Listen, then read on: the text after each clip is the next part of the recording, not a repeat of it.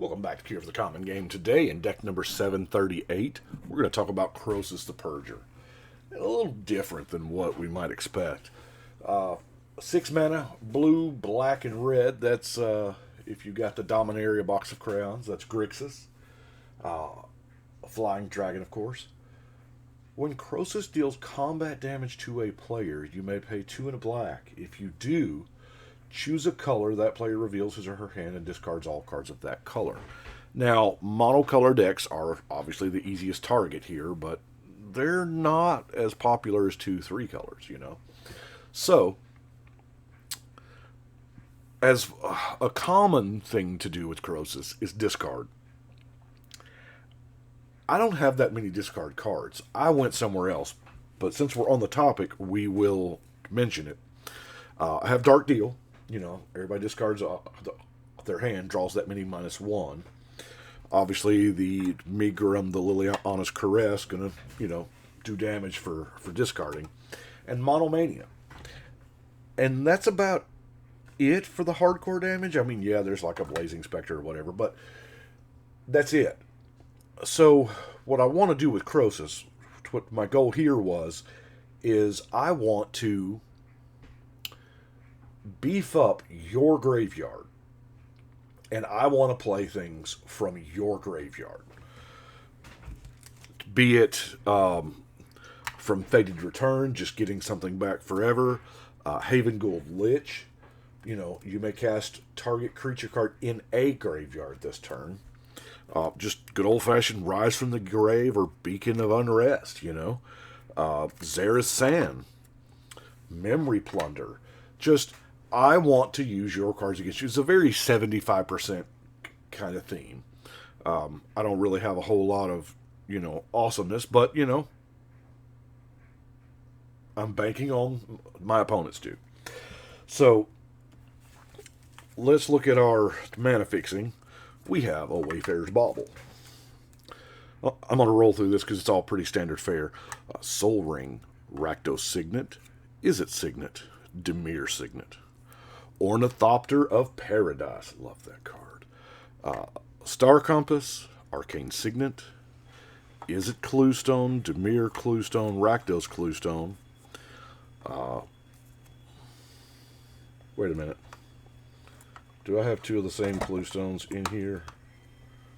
No, that's Izzet Keyrune and Izzet Cluestone. Okay, I was getting worried. I thought maybe when I listed it on Architect, I messed it up.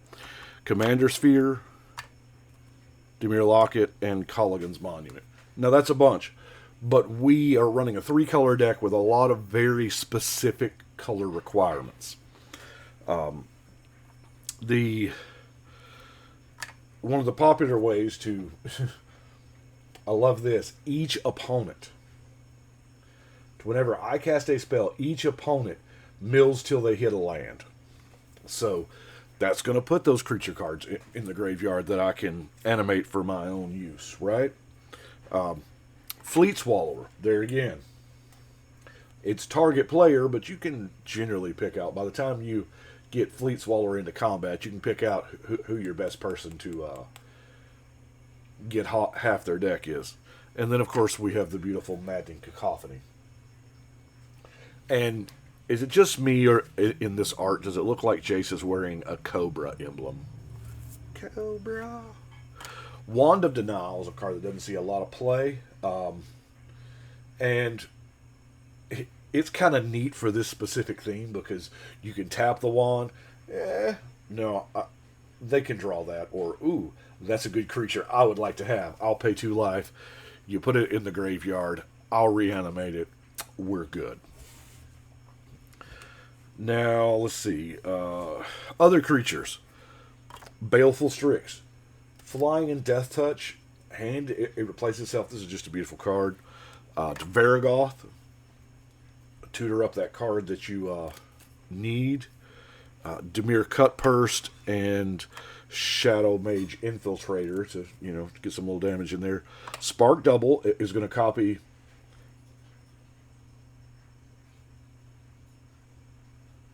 I mean, it's a clone with a counter. Lazav Whenever a creature is put into an opponent's graveyard from anywhere, including the hand, Marchesa, I'll be honest with you, Marchesa's in there, she fits the colors, and it's a good card. I just like it. It's kind of the same way as the Blood Tyrant. Anger, we would love to have Anger in our graveyard. Archetype of Imagination. Now, our commander already has Flyer, but we really don't want it blocked, so causing everyone else to lose flying is probably the best case scenario there. Body Double, copy of a card to graveyard, and then Kess Dissident Mage. I guess this deck could have multiple possible commanders, but you can cast an instant or sorcery card from your graveyard. That way you get multiple uses out of your animation spells and thing. Not a whole lot of card. We got an Opt, a Steam Auger. Really kind of like it. And then I never thought a mono red card would be hitting the card draw. But yeah, +1. Normally you would think it being red you would get what you put in, But no, that's pretty good. Telepathy, of course, that lets us see who we need to hit. If we can see their hand. Secrets? What secrets? Diabolic Tutor, of course. I don't run Stranglehold a lot. This may be the first copy of Stranglehold that I've run. They can't search libraries.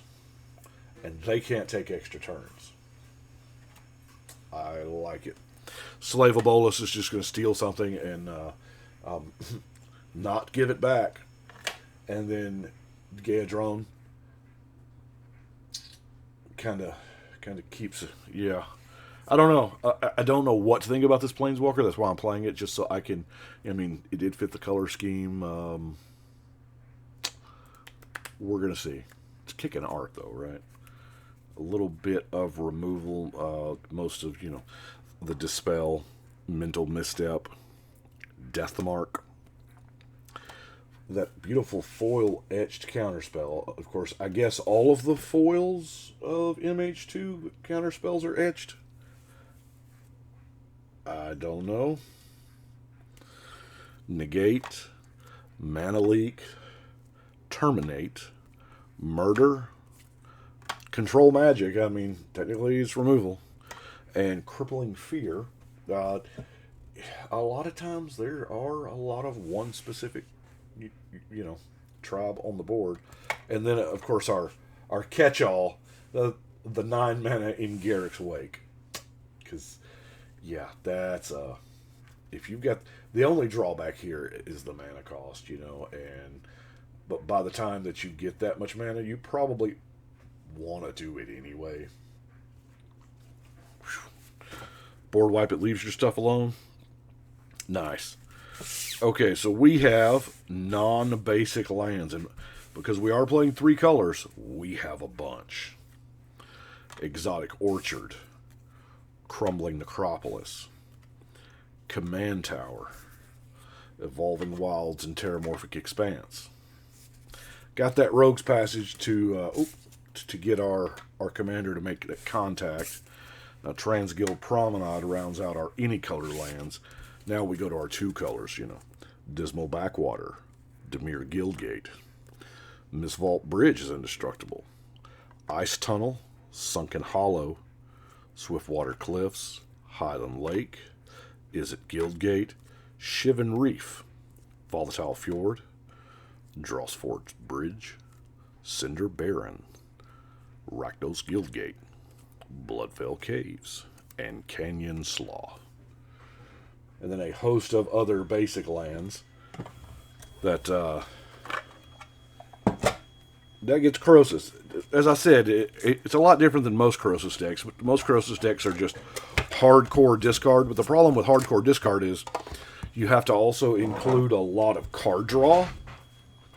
Because without the card draw, once everybody has no cards in hand, a good chunk of your deck is useless. But this way, we're more focused on pumping up the graveyard so that we can use those as our resources, right? Well, that is it for 738. We're going to put a Crosis on the wall. And it is done. So We will continue on. We will catch y'all next time. I do appreciate you watching. Y'all let me know what you think. But right now, we're going to shuffle and cut.